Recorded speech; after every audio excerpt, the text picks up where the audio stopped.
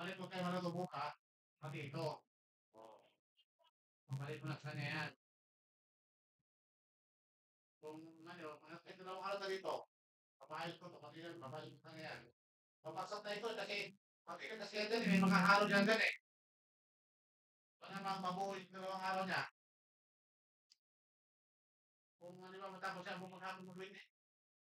At least matapos, kasi magpapagawa, dito mga tao dyan, puro mga, yung sulat yan.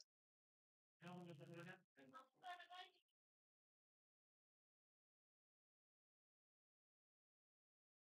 Ayos ah. Parang mo ah. Parang maniwala sa anak mo.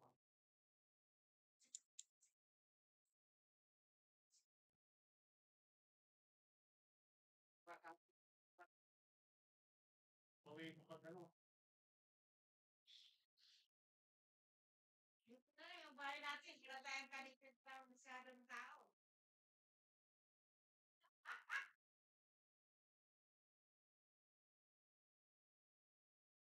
Ha? Buti na yung bahay natin, hindi lang plywood ang pagitan. Nag-iingat na sila. Nakakahiya ako ka. Pag yung may plywood ang pagitan. Sabi niyo, may libo ko pala yun.